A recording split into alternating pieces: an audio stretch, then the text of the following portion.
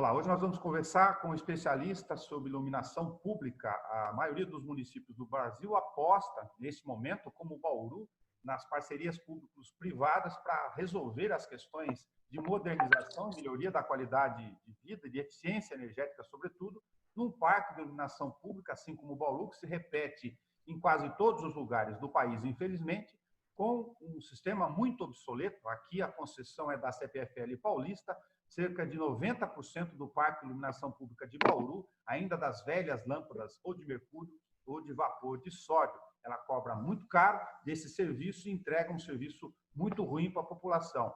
As PPPs, com modalidades de concorrência, são consideradas, como o caso de Belo Horizonte, por exemplo, como uma possibilidade de que essa realidade possa ser modificada. Mas há uma série de entraves ou de obstáculos a serem compreendidos nessa modalidade para que ela possa, na prática, ser convertida em algo como se pretende em relação aos municípios. Alfredo Gioielli, muito obrigado por nos ajudar a entender esse sistema do ponto de vista jurídico e alguns dos seus principais desafios. Eu que agradeço a oportunidade de participar aí desse bate-papo para tentar esclarecer alguns pontos que, eventualmente, estejam ainda meio nublados, né? Alfredo, qual o panorama das distribuidoras de energia no país hoje, a partir desse raciocínio que eu fiz? O que o consumidor leigo sabe aqui é que as lâmpadas amarelinhas iluminam muito mal e a gente paga uma CIP, o poder público confirma isso para a gente, com um valor bastante elevado para a qualidade ruim de serviço.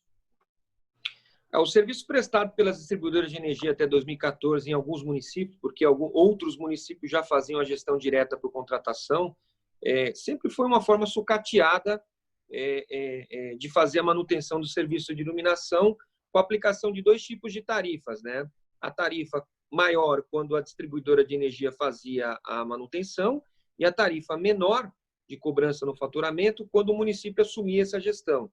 Eu classifico e venho aí desde o panorama da resolução, desde a mudança da resolução 414, classificando que 80% ou 90% do sucateamento do parque de iluminação é decorrente de responsabilidade da própria distribuidora, né? Que nunca fez uma boa gestão, sempre repassando de formas não transparentes os faturamentos, sem entrega de documentos essenciais para a conferência da conta de energia, continuam da mesma forma se recusando a entregar documentos para que os gestores públicos consigam fazer a aferição desse faturamento.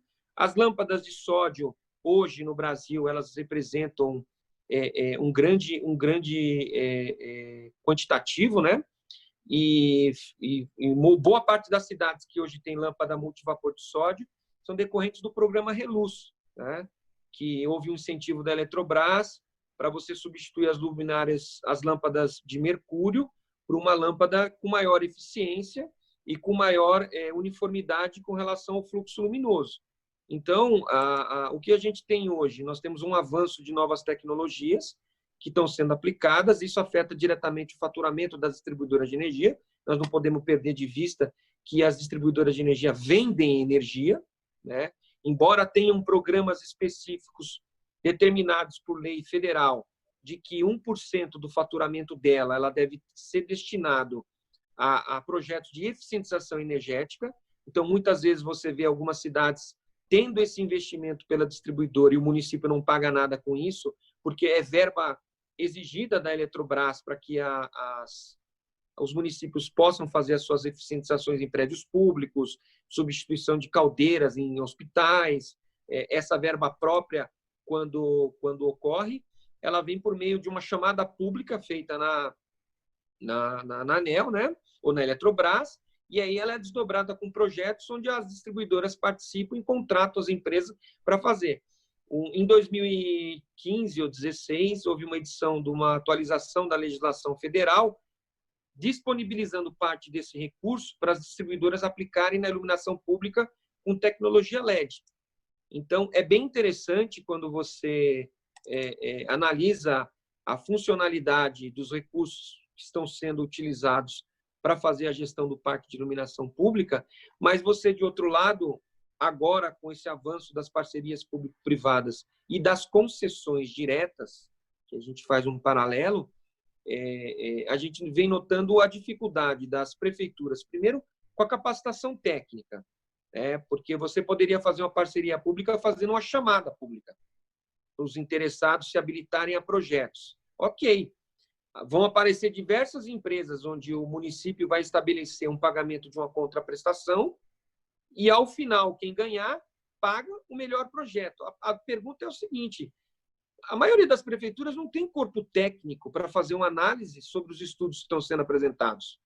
Por isso que a modalidade do BNDES, que criaram agora, junto com a Caixa Econômica Federal, de criarem a modalidade para o município, para que o município faça uma adesão, e, por incrível que pareça, o BNDES pouco divulga isso.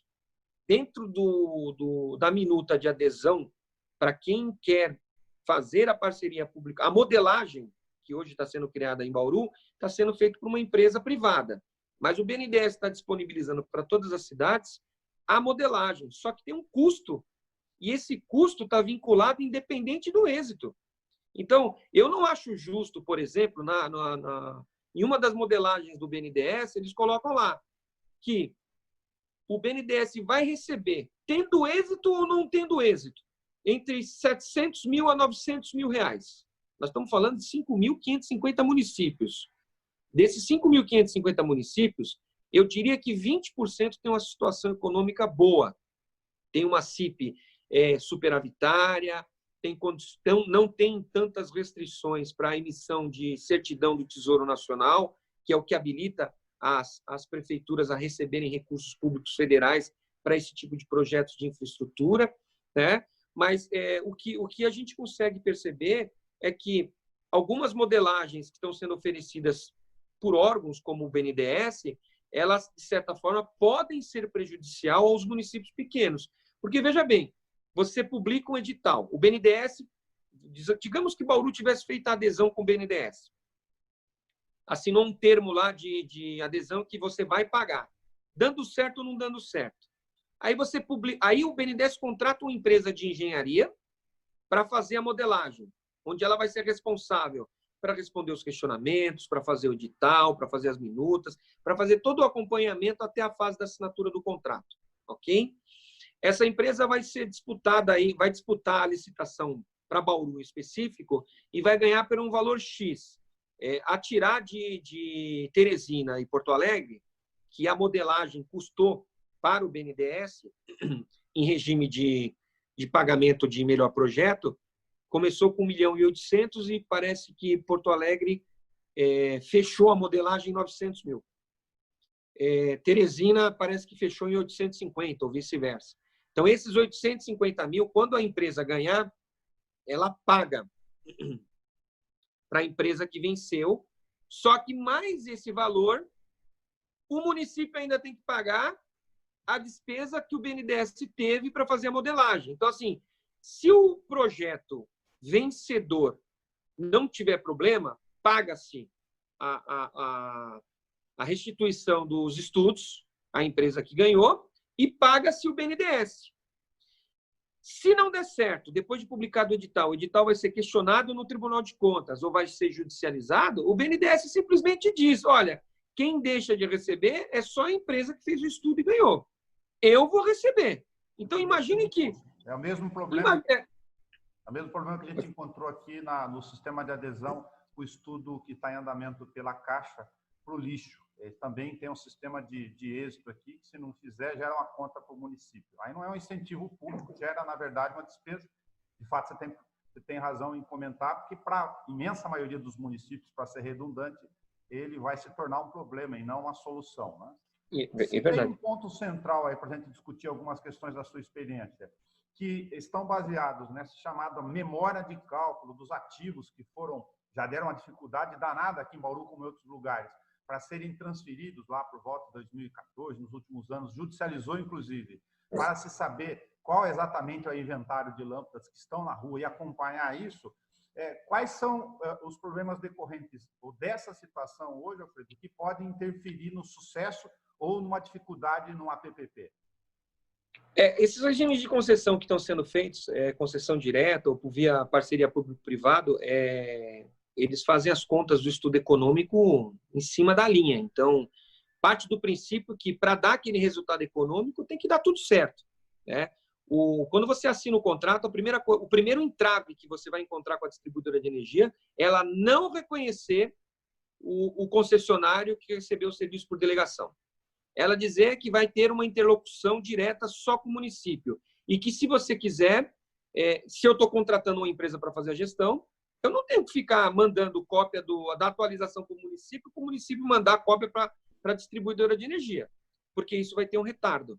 Então, o que você vai ter de problema? Primeiro, interlocução, e a nova resolução da ANEEL 888 autorizou agora, em definitivo, que o sistema de gestão feito por delegação obriga a distribuidora de energia a assinar o contrato de fornecimento direto com a empresa vencedora. É um grande avanço. Por quê? Com o contrato de fornecimento de energia na mão da empresa que recebeu por serviço de delegação, ele consegue gerir o parque com maior velocidade. Então, ele faz a atualização, ele comunica. Se a conta tiver no nome da prefeitura e você mandar um ofício perguntando da memória de cálculo, ela vai te responder que só vai informar se o município fizer o pedido. Então, você já perde 30 dias. O que a gente, num panorama geral, a distribuidora de energia vem oferecendo resistência para entregar esse documento. Quando entrega parcialmente. Algumas distribuidoras põem dificuldade, ao invés de... Porque, assim, a iluminação pública, que é feita por estimativa, que, em média, são 80%, configura 80% do parque, e 20% são medidos que são praças, né, quadras de futebol e outros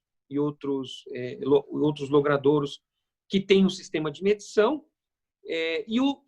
Algumas distribuidoras, ao invés de fazer uma conta única, que a gente chama de fatura agrupadora, costumam emitir 100 faturas, 120 faturas, às vezes faturas com uma única lâmpada, desnecessariamente, para dificultar a forma de conferência. Outros municípios já recebem a sua fatura consolidada, então você pega a fatura de energia e olha, gastei 1.400.000. Desses 1.400.000, quantas lâmpadas são? 47 mil. Ok. Como é que está sendo feito o faturamento dessas lâmpadas? Qual o ciclo de faturamento? Um grande problema. A distribuidora de energia nunca obedeceu o calendário civil mês, né? O mês ele tem de 28 a 31 dias. Tem distribuidoras que entendem que tem 34, 35, 34, 33, 32. Mas você só vai conseguir identificar quando você tiver a memória de cálculo consumo estimado. Tarifa aplicada, ciclo de faturamento, tempo estimado que está sendo cobrado, né? E, principalmente, na memória de cálculo de consumo estimado, você consegue ver quando tem o aniversário do reajuste tarifário, que algumas distribuidoras acontecem em agosto, outras em setembro, você verifica quando foi aplicado, se foi feito antecipado, né? Porque o reajuste tarifário, de acordo com a lei que instituiu a contribuição de iluminação pública, a lei que instituiu a contribuição de iluminação pública tem que estar intimamente vinculada, né, o reajuste com o reajuste tarifário da iluminação pública. Senão você vai ter um problema de déficit orçamentário gigantesco. Você comentou com a gente de algumas experiências aqui para Bauru poder absorver esse aprendizado, lógico, corrigir se for o caso, mas tomar cuidado com questões essenciais, que a iluminação pública através de PPP, por causa da questão da eficientização, enfim, da modernização, ela está sendo colocada como o mercado da bola da vez nesse momento. Ao pé da letra, o estudo aponta que, num universo de cerca de 2 anos, você teria a modernização completa do parque, lâmpadas e LED, que seria maravilhoso para toda a cidade, que hoje é muito ruim, como você sabe, em Bauru, como em quase todo o país. O serviço apresentado aqui, tem lugares que tem lâmpada e parece que estão escuros do mesmo jeito. Ok, isso vai fazer um efeito lá na rua, objetivamente, para o usuário, se isso acontecer, pensando no êxito da PPP, como algo fantástico para os municípios. Mas você apresenta uma dificuldade aqui, que é a base dessa gestão dar certo do ponto de vista econômico, de sustentação econômica dela. Se tem dificuldades na memória de cálculo e na CPFL, nessa relação de reconhecer essa modernização, e lâmpada de LED, como se sabe, tem consumo muito menor, cair a conta de energia faz diferença para o poder público no seu orçamento, não é algo que tem sido tão automático assim? Então, é um grande erro que eu vejo em algumas audiências públicas e algumas empresas defendendo, porque não conhece as entranhas da comunicação entre poder público e distribuidora de energia. Você colocou de maneira perfeita. Eu consigo fazer a modernização do parque 100%, mas eu consigo a redução da conta na mesma velocidade? Não. Por ser consumo estimado, a distribuidora de energia estava exigindo alguns projetos. Agora, a resolução 888, ela veio viabilizar, dizer o seguinte: para redução de carga, eu não preciso de projeto elétrico. Né? Para aumento de carga em novas obras, sim.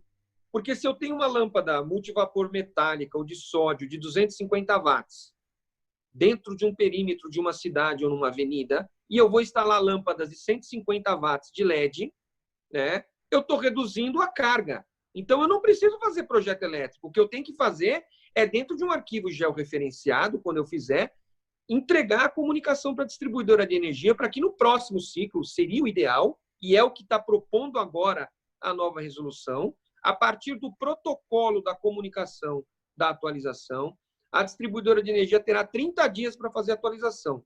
Não sendo feito, aplica-se o artigo 113 da resolução 414, que passa a cobrar e devolver em dobro o valor que a distribuidora está cobrando a maior. Então, assim, colocaram praticamente uma trava a dizer o seguinte: se você demorar para atualizar o parque, você vai ter prejuízos econômicos. O que eu vejo em várias cidades? Cidades que colocaram cerca de 20 mil, 30 mil luminárias com tecnologia LED, e a distribuidora de energia continua faturando por lâmpadas de 250 watts. E aí o município começa a cobrar, o município verifica que não reduziu a conta, o faturamento vem sendo feito por lâmpadas de sódio e o cadastro anterior, e você, quando pede um mapeamento da memória de cálculo de consumo estimado, desde quando começou a concessão, até o momento das atualizações, você verifica que o parque continua com o mesmo quantitativo. Né? Aí vou te dizer o seguinte, aí a distribuidora de energia vai dizer o seguinte: eu não aceito o protocolo feito pela empresa que está no regime de concessão, ou o município não fez a comunicação dentro do prazo determinado, então, se eu tiver que atualizar, é a partir de agora e eu não devolvo para trás. Quando você pega uma memória de cálculo consumo estimado, você vê todas as irregularidades de faturamento. O que eu vi com mais de 70 cidades, onde a gente participou de vários estudos e questionamentos direto com a ANEEL, é que cobrança das perdas elétricas que são aplicadas nas luminárias, por exemplo, a potência nominal da lâmpada é uma coisa, as perdas elétricas dos equipamentos auxiliares, né, são somadas à potência nominal. Então, por exemplo, uma lâmpada de sódio de 70 watts, ela tem acrescido como perda, em média, 14. Então, você tem aí 84 watts para o faturamento estimado. O que se verificou na análise quando você pede os últimos 12 meses ou os últimos 3 anos nas memórias de cálculo, quando é fornecida, e vou dizer, fornecida de maneira, num parto fórceps, porque você tem que acionar a ANEEL e a ANEEL intima a distribuidora a entregar. Aí você verifica que a lâmpada de sódio de 70 watts, que tinha que ter a perda em 14, estava em 18. Uma lâmpada de 100 watts, que deveria ter uma perda de 17, está em 22. Né? E aí você começa a ver a sistemática o seguinte: o município sempre pagou a mais e nunca conferiu.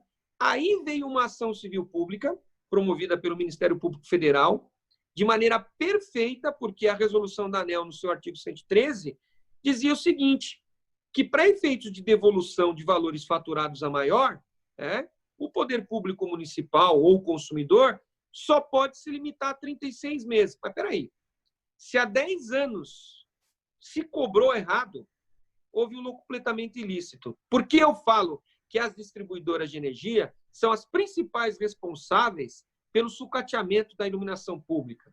Porque faturaram de maneira irregular, com perdas elétricas inseridas erradas no cadastro. Nunca houve pedido de devolução. A ação civil pública federal agora foi julgada procedente a excluir a limitação de 36 meses e autorizar a devolução em 10 anos, conforme o artigo 205 do Código Civil. Não há prescrição, e eu entendo que para ilícitos praticados contra o poder público, né, essas questões são imprescritíveis. Então, por exemplo, a norma da ABNT, que regulou a forma de faturamento das perdas elétricas dos reatores, ela foi reeditada em 2011. Eu entendo que, se forem identificadas irregularidades nos últimos 3 anos com as perdas elétricas, o reparo do ressarcimento ao erário é de 2011 até agora, em dobro. Os municípios, isso dá um outro caminho, mas você está apontando o caminho dos municípios brasileiros acionarem os seus jurídicos para avaliar a necessidade de... Não, mas a empresa que ganhar a concessão, ela tem a obrigação de olhar isso. E ela identificar, por exemplo, se você olhar no mecanismo do contrato, receitas acessórias, né, e receitas adicionais, a identificação de erros no faturamento propicia, dentro do contrato, uma variável à empresa que ganhou e a participação do município também. Por exemplo, em alguns editais eu já verifiquei que, se ocorrerem receitas adicionais, e nós estamos falando de valores grandes, nós não estamos falando de valores pequenos. Tem municípios que têm 20 mil pontos que nós fizemos trabalhos e consegui quase 3 milhões de reais de devolução. Aí, por exemplo, a empresa identificou irregularidades no faturamento estimado, por meio das memórias de cálculo. Se identificou que em 2019 tinha irregularidade, essa devolução começa em 2011. Então, mas nesses contratos, isso é lógico, um trabalho de receita que tem que estar bem distribuído, porque pode ser receita para o prestador do novo contrato, concessionário novo aí. Por isso que tem que estar olhando o dispositivo de receitas acessórias e receitas adicionais, porque em alguns contratos está dizendo que 60% dessas receitas adicionais ou acessórias vão para o município e os outros 40% para a empresa. Aí você pergunta, é direito da empresa que recebeu o regime de delegação a retroatividade de 2011 para cá, até onde ele assumiu? Não. Isso pertence aos cofres públicos. Você entendeu? Então, assim, por isso que eu falo que quem está fazendo, às vezes, o edital e não tem conhecimento da gestão e as dificuldades, né, não consegue ter um panorama de quem está dentro em campo, no regime de trincheira, eu chamo. Seria o caso aí nessa regra de deixar bem claro e separar, porque é um contingente grande, o que seria receitas acessórias e percentuais diferentes, eventualmente, para receitas adicionais. Sim. Até por causa da característica ser diferente. Recentemente, a ANEEL se posicionou contra Bauru não, em favor de Bauru, com relação às devoluções sobre faturamento irregular. E detalhe, foi identificado numa representação que o município de Bauru fez na ANEEL, que a distribuidora local faturava tinha um ciclo de faturamento do calendário superior ao permitido, né? Então, assim, a própria ANEEL disse, poxa, a distribuidora de energia conhece a lei. Não tem como dizer que não houve irregularidade. Alfredo, você apresenta 2 questões aqui para isso, que me parece que é uma questão crucial aí para os modelos de PPP, que você falou na audiência pública lá, incluir a memória de cálculo já no processo licitatório do edital, agora pelo menos para ter uma base de referência mais segura. Eu falo isso porque quando você inclui a memória de cálculo que é expedida pela distribuidora de energia com o logo dela, toda vez que você questionar a distribuidora de energia, dizer o seguinte, quando eu peguei o cadastro, o contrato, eu tinha isso e vocês informaram isso. Aí você, depois de um ano, você vai pedir uma nova memória de cálculo e você vai comparar o que era e o que é. Isso é o que é resultado. Dizer para a população que eu troquei 100% da cidade em LED e isso não refletir na conta, isso gera um dano ao horário. Isso vai impactar pelo verificador independente, entendeu? A identificar de que não houve redução. Houve sim. Você cumpriu uma parte do contrato. Qual que era a parte do contrato? Substituir a cidade 100% em LED. Ok. E a segunda? Redução da conta de consumo. Como é que você vai ver isso? A partir da memória de cálculo de consumo estimado. Isso. Não tem essa história de pegar só a fatura de energia. Não tem essa história só. Tá. E o que significa não existir a dimerização, ou daimerização, sei que você fala já, a portuguesada da expressão, com a telegestão no sistema de iluminação pública? Veja só, eu vejo alguns municípios e muitas autoridades na área de software, né, dizendo que eu escrevi um parecer, inclusive um parecer subsidiou a decisão do Tribunal de Contas do município de São Paulo com relação à aplicação da telegestão. Eu entendo o seguinte, como nós falamos, as cidades possuem o consumo estimado. A telegestão, ela não tem só identificar se a lâmpada apagou ou a lâmpada acendeu. O serviço de telegestão ele serve para emitir relatórios para quem está fazendo a gestão saber a qualidade da energia que está sendo fornecida, porque se tiver uma variação de corrente, o equipamento pode queimar, e a partir desse diagnóstico você consegue chamar a responsabilidade da distribuidora de energia com relação ao fornecimento de baixa qualidade de energia. Esse é o primeiro ponto. Segundo ponto, você tem todos os monitoramentos, né, da corrente elétrica que entra no equipamento, porque cada luminária vai receber essa variação de corrente e você vai conseguir medir. Então, você vai saber quando a luminária vai acender, quando a luminária vai apagar, quando ela vai queimar. Tudo isso o sistema de telegestão tem que demonstrar. Qual que é o grande problema hoje das distribuidoras? Elas não querem ser medidas. Porque hoje ela tem um sistema de ressarcimento de valores para as contas dos consumidores, que é o DEC, o FEC, que são indicadores de qualidade de serviço e qualidade de fornecimento de energia. Que quando dá um problema, por exemplo, de interrupção durante 2, 3, 4 horas, você pode olhar algumas vezes na sua conta de energia, vai ter um reembolso pequenininho.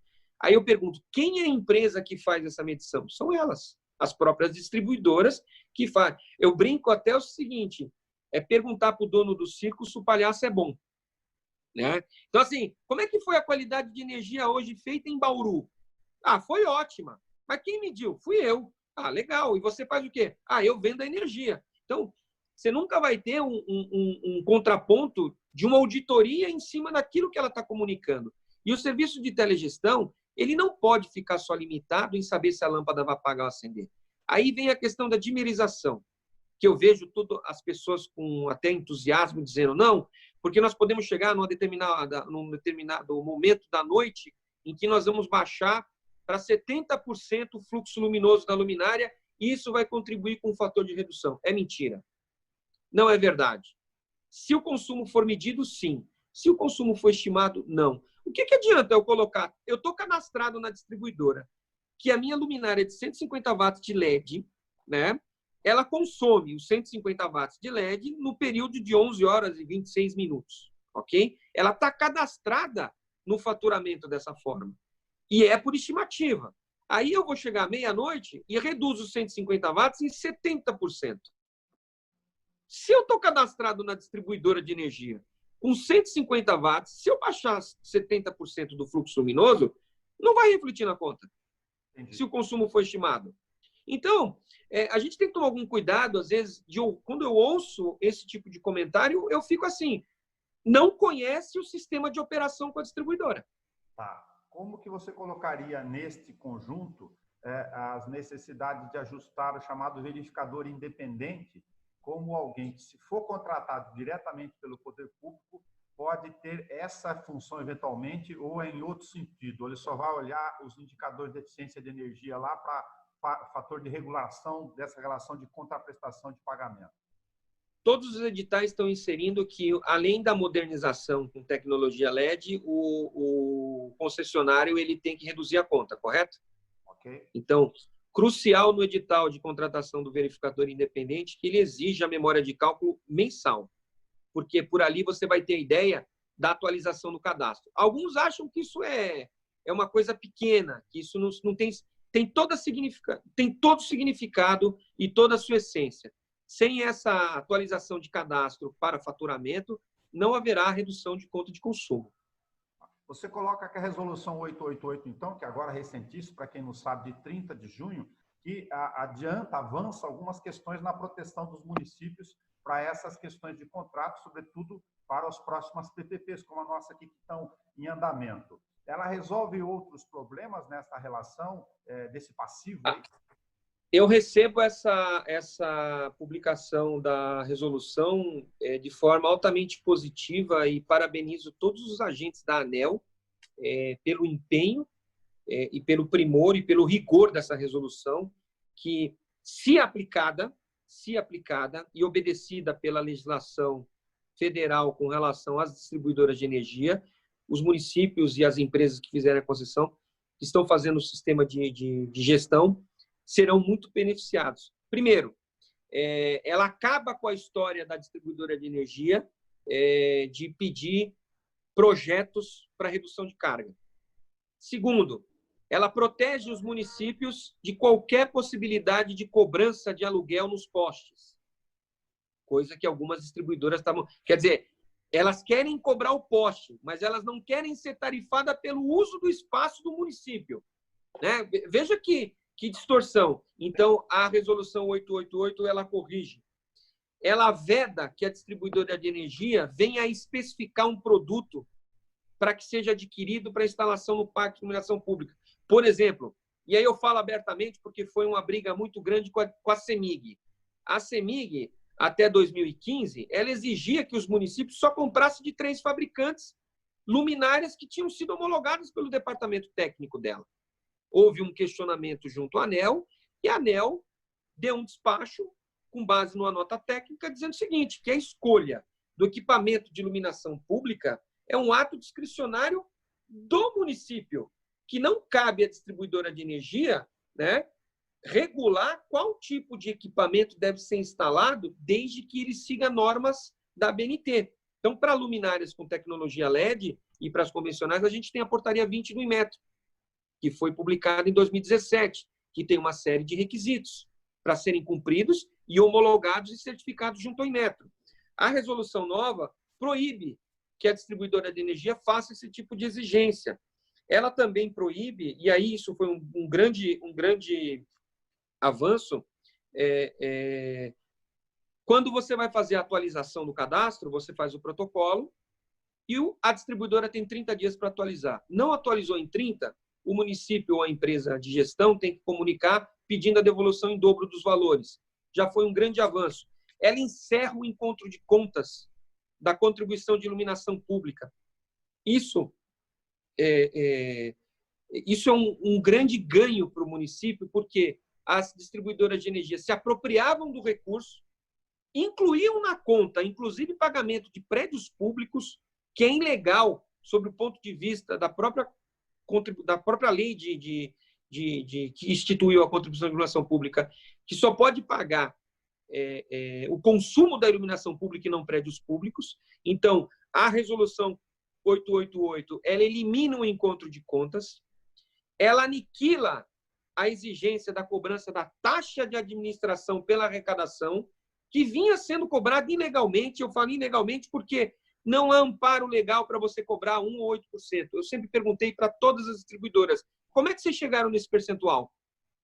O município pode contratar alguém e dizer, não, para pagar você eu te dou o meu prédio público. Se não enviar um projeto de lei em que a Câmara autorize, não pode. Então, como é que ela chegou num percentual? Porque alguns municípios cometeram o erro de escrever na lei que poderá ser feito um convênio. E aí, via convênio, ela se colocou no direito de fazer a cobrança. Então, a ANEEL já vinha dando pareceres, dizendo que a distribuidora de energia precisa cobrar a contribuição de iluminação pública sem o custeio da taxa de administração. E agora a nova lei, a resolução vem dizendo que ela tem que cobrar de maneira não onerosa. Para os municípios, para você ter uma ideia, esse valor arrecadado pela distribuidora, que usa o argumento da utilização desse recurso para redução de tarifas em modicidade tarifária, a gente não consegue aferir. Quais são os relatórios que elas mostram? Ou seja, além de ter uma fixação de um intervalo por si só bastante de 1 a 8%, um intervalo bastante gigante, a nova resolução elimina, em tese, essa cobrança dessa taxa de administração para a CPFL fazer o serviço de cobrar dentro da sua fatura a CIP, que é o caso nosso. Isso. O município de São Paulo não paga, o município de Recife não paga essa contribuição de iluminação pública, essa taxa, né, que a distribuidora queria cobrar. A resolução também tem um grande ganho no que diz respeito a obrigar a distribuidora de energia a firmar um contrato de fornecimento para as empresas que receberam o serviço por meio de delegação. Então, isso oportuniza a empresa concessionária do serviço de gestão a discutir as cláusulas de contrato para o fornecimento de energia, onde ela pode ter a legitimidade direta de pedir toda a documentação e esclarecimento necessário. Recentemente, em março, a Procuradoria Federal da ANEEL emitiu um parecer dizendo que as empresas de concessão, por conta dessa... Olha só, tudo se casa. A resistência da distribuidora de energia de não reconhecer o concessionário no serviço de gestão fez com que a ANEEL, por meio de provocação nossa, emitisse um parecer por meio da Procuradoria dizendo o seguinte, que o concessionário que venceu a parceria público-privada, ele tem sim legitimidade para pedir todas as informações relativas ao cadastro de iluminação pública, inclusive o seu faturamento, que constitui uma manifesta ilegalidade, né, a negativa da entrega dessas informações e que viola, por si só, o contrato de concessão federal, onde tem na cláusula 5ª que a distribuidora de energia é obrigada a cumprir as normas e legislações brasileiras. E eu entendo o seguinte, que a resistência continuada de uma distribuidora de energia pode sim implicar em um rompimento do regime de concessão dela. Entendi. Porque só vai aprender se tiver uma sanção pecuniária. Dada essas experiências todas, você, pensando aqui em ajustar, lógico, para a gente ter menos problema possível, ou não tê-los no tempo, incluir a memória de cálculo já no edital, estabelecer essas relações de telegestão para ter todas essas funções, e não só se a lâmpada foi trocada ou não, que me pareceu bastante interessante. Lógico, os dados da resolução 888, que você bem passou para a gente aqui, para incluir e deixar claro lá que estão valendo, as que vierem na frente, me parecem detalhes, mas para quem lida com esse ajuste fino de editais aqui, são questões que vão, no mínimo, eliminar possíveis problemas lá na frente. Ainda insisto aqui, se me permite, Alfredo, com essa questão, então, da preocupação dessa relação, dado o histórico de obstáculos das concessionárias em relação ao parque de iluminação. É o caso de fazer o inventário no estudo base ou não só a memória de cálculo resolve o problema daqui para frente, pensando na concessão? Na verdade, eu entendo que uma memória de cálculo é parte de um princípio já do inventário que foi feito. Agora, sim, são duas etapas. Os municípios se prepararam com o inventário. Eu vou dizer, e assim, com toda tranquilidade, muitos cadastros dos municípios apontavam quantidade de lâmpadas maior do que a distribuidora de energia vinha fornecendo. Então, às vezes, você tinha um cadastro com 30 mil lâmpadas e, na verdade, o município tinha 35 mil. E quando você faz o inventário em campo, você consegue identificar algumas irregularidades e permite a correção do regime de faturamento. Em alguns casos, nós identificamos, por exemplo, em Recife, nós identificamos que no quantitativo de pontos faturados pela distribuidora de energia, o inventário apontou que quase 12 mil pontos não existiam. Né? Então, houve um ajuste, houve uma negociação, e isso foi objeto de acordo homologado pela ANEEL, e o município recebeu quase 6 milhões e 900 de devolução da distribuidora local. Então, como é importante você fazer... E aí, uma coisa é você fazer o estudo na prática e o outro na teoria. Né? Por isso que é importante você ter diversos atores nesse cenário da iluminação pública para conseguir entender. E você, eu até parabenizo, porque você é uma pessoa bem atenta com os detalhes e consegue transmitir aos telespectadores e os seus seguidores uma informação bem clara, de uma linguagem bem simples e técnica ao mesmo tempo, que permite as pessoas terem uma compreensão da matéria do que está sendo discutido. Às vezes, quando alguns meios de comunicação entram em contato com a gente e fazem algumas perguntas, eu falo, olha, eu acho que a pergunta deveria ser de uma forma diferente, então a gente até responde por escrito para ajudar, mas eu percebo que você também tem uma propriedade com relação aos assuntos que estão sendo discutidos, até pelo estudo prático que você tem, e isso é bom, porque uma coisa é um especialista, um técnico explicando e tentando colocar uma linguagem mais clara. Outra coisa é um jornalista que tem o conhecimento e ouve a questão técnica e transmite a informação de uma maneira que o contribuinte o seguidor consegue entender e compreender a matéria.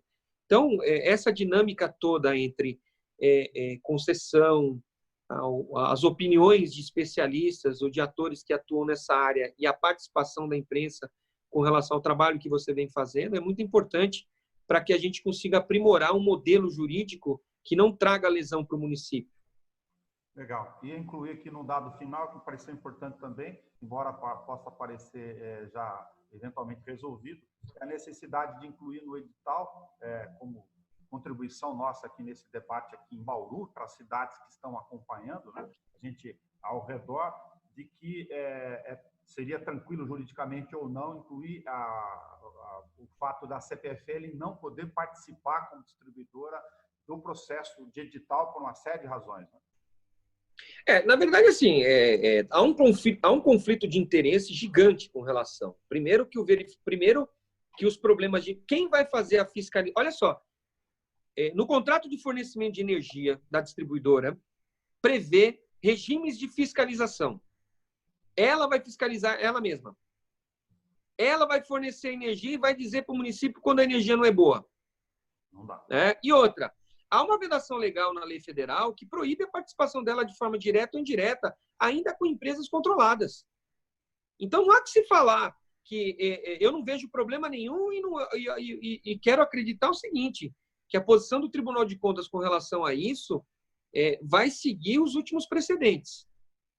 Nós tivemos São Paulo excluindo a Eletropaulo da licitação, nós estamos tendo agora um questionamento em Santos também, a distribuidora, a própria CPFL acabou sendo excluída da contratação, mesmo depois de ter assinado o contrato, porque demonstrou diversos problemas na execução contratual primária, e acabou sendo retirada. Houve um questionamento junto ao Tribunal de Contas, porém, quando a matéria foi julgada, o contrato já tinha sido rompido com a CPFL.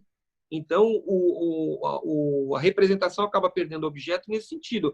Eu não vejo problema nenhum, desde que seja inserido no edital a vedação da participação da distribuidora de energia, inserindo, inclusive, a lei federal que proíbe essa condição. Agora, pode ser que haja questionamento? Pode. E eu vou dizer o seguinte, seria covarde a distribuidora de energia mandar outras empresas questionarem isso, porque elas não vão querer se expor. Sabe? Pega um cara, um XPTO da vida e entra com uma representação no tribunal dizendo, olha, eu estava andando pela rua, que é o que acontece, né? O nosso trabalho, a diferença no nosso mercado que a gente atua é que a gente não se esconde, entendeu? Porque a verdade tem que ser colocada. Se a distribuidora se sentir lesada, ela que entre com a representação direta no tribunal dizendo que ela está sendo cerceada do direito de participar. Não mande terceiros. Pegar um cidadão que estava andando na rua, viu o edital e sentiu pena da distribuidora de energia e por isso ele entrou com representação, porque o edital de Bauru, em tese, está proibindo a participação dela. Você acha justificável? Você acha isso normal? Não, não é normal. Não é normal. Então, assim, o que eu falo, e converso com alguns agentes de distribuidora de energia, faça o questionamento. Agora, se prepare para o que vocês vão ouvir na resposta. Porque se vocês nunca prestaram um bom serviço a ninguém, a nenhum município, e detalhe, nunca fizeram a execução de manutenção, sempre contrataram em serviço terceirizado. Sempre. Sempre foi comum você ver outras empresas do setor de iluminação sendo contratadas por distribuidora para nada de ilegal. Mas eu estou dizendo, a distribuidora agora vem com a ferramenta de dizer que tem o melhor serviço do mercado. Nunca prestou um bom serviço. Então, são essas considerações. Eu não vejo ilegalidade em inserir isso no edital. Legal. Pedro, e agradecer você por ter conversado com a gente aqui, tratado de forma especializada de uma área que a gente está aprendendo, até por ser a nossa primeira experiência de PPP aqui no município, e, lógico, buscar, através da comunicação, tentar oferecer subsídios de informações que o município possa eliminar a maior parte dos erros possíveis, porque a gente quer que o processo seja bem executado, né? Moramos na cidade, queremos uma concessão, se ela vier, lógico, que seja favorável ao prestador de serviço e de boa qualidade aqui na ponta, e você nos ajuda aqui na audiência pública a nos atender em relação a esse assunto. É uma questão, se me permite, final, de uma posição sua diante do que você tem visto no mercado, né? Dentro da área de direito, você conversa com quem opera no setor. Há uma dúvida aqui de avaliação de mercado como leigo, se seria um bom momento, esta fase da economia, se os atrativos de PPP em relação à concessão, dadas essa nova legislação, a nova resolução, são sim um bom momento para que as prefeituras entrem nesse mercado, para que resolvam seus problemas de parque de iluminação pública, ou se, com todos esses ajustes que você nos ajudou a antecipar aqui, isso acaba sendo um bom cenário para a modificação do que temos hoje na iluminação pública da cidade. É importante essa sua pergunta, e aí permite até um esclarecimento. A gente tem que colocar em mente o seguinte, que o serviço de concessão ele requer uma autorização legislativa. Não sei se é o caso de Bauru, se já teve autorização para o regime de concessão. Segundo, eu sou plenamente favorável de que o serviço público tem que focar na educação, na saúde, né, e nas questões mais sensíveis que ligam direto os contribuintes. O município não tem que se preocupar com a iluminação pública. Isso pode ser entregue na mão de um terceiro, desde que tenha um estudo e um trabalho bem detalhado com relação ao aproveitamento disso e uma cobrança, e uma fiscalização. Porque é muito importante você ter uma empresa que conhece o setor. Os municípios hoje são carentes de técnicos, né? Então, você encontra, por exemplo, seria muito bom se todos os municípios tivessem um departamento de iluminação e, melhor ainda, se tivesse um engenheiro como diretor de iluminação pública. E o que você encontra normalmente numa secretaria de obras? Você não tem um departamento de iluminação, você tem um setor que cuida, que o camarada não é engenheiro, ou quando é engenheiro mecânico, não é engenheiro elétrico, mas ele cuida de tudo.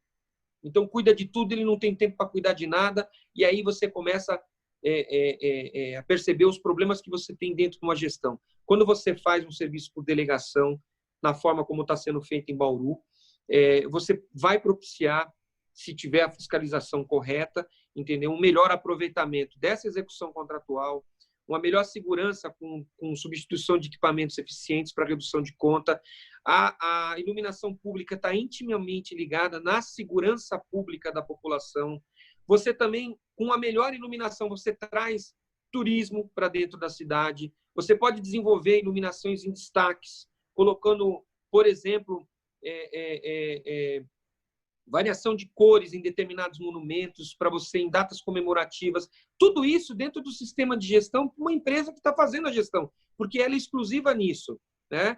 Então, quando você vê algumas cidades enfrentando esse momento, e alguns falam, uma prefeitura que tem uma delegação por concessão é porque é incompetente. Não, eu não entendo dessa forma, porque eu acho que a gente tem que concentrar onde tem o maior problema. Saúde e educação hoje são dois grandes problemas na grande parte das cidades. Projetos de saneamento básico, infraestrutura, isso a gente tem que deixar com quem conhece, desde que o município tenha receita para isso. E no caso da iluminação pública, a gente tem uma verba própria vinculada, mas isso demanda autorização legislativa para concessão, a modificação da lei da CIP, incluindo, caso vá ser usada uma conta vinculada, o poder público tem que pedir autorização à Câmara, né? E tomar sempre cuidado que nos últimos 6 meses de mandato você não pode fazer um contrato dessa natureza. São os riscos que você pode ocorrer, inclusive do Ministério Público ajuizar uma ação se o contrato for, no caso de Bauru, acho que está encerrando o mandato agora, no final do ano, né? Sim. Então, são todos cuidados. Então, assim, é importante, é um cenário ótimo, se tiver uma contribuição de iluminação pública ajustada para que o município consiga ter esse aproveitamento e uma melhor eficiência energética com melhor segurança para a população. Dado o que você comentou com a gente, pensando nos mais de 5.000 municípios, a maior parte deles, como a gente sabe, pequenininhos, eu não sei se pensei aqui, mas o caminho deles, por força de toda essa dificuldade de lidar, orçamentária, técnica, de estabelecer um caminho para consórcios regionais, não sei se é um caminho para tentar resolver um pouco desse impasse? A modalidade de consórcio é uma modalidade boa também. Já vi, presenciei em algumas cidades. A única questão que impede um êxito de um serviço via consórcio são as questões de políticas. Então, algum município não se dá bem com outro prefeito, porque o prefeito é de um outro partido, e aí a gente sabe o que acontece. Então, o serviço que deveria ser bom acaba virando uma guerra política de poder. Então, eu já presenciei 2 ou 3 casos nesses cenários, em que uma cidade se consorciou para a contratação de uma única empresa. Dos 10 municípios, 4 não gostavam do prefeito que encabeçava o consórcio, a cidade que liderava o consórcio, né? Então, os repasses financeiros acabavam sendo retardados ou atrasados, com isso a empresa que fazia a gestão. Então, é interessante, desde que haja um alinhamento de que vamos deixar a política de lado e vamos cuidar do que realmente é necessário, que é o serviço de iluminação pública. É só essa observação com base na prática, não em teoria, com base no que eu vi em discussão e onde nós trabalhamos na parte de mediação para tentar conciliar o sistema de consórcio em algumas cidades. Pedro, muito obrigado de novo por ter tido tempo aqui de nos atender em relação a esse assunto, que vai ajudar muito, não só Bauru, assim como todos aqueles que estão nos assistindo, nos ouvindo, a conhecer um pouco da área que você é especialista. Eu que agradeço a oportunidade, desejo sucesso para vocês e fico à disposição para uma outra necessidade. Legal. Muito obrigado. Até mais. Cuide-se. Um abraço.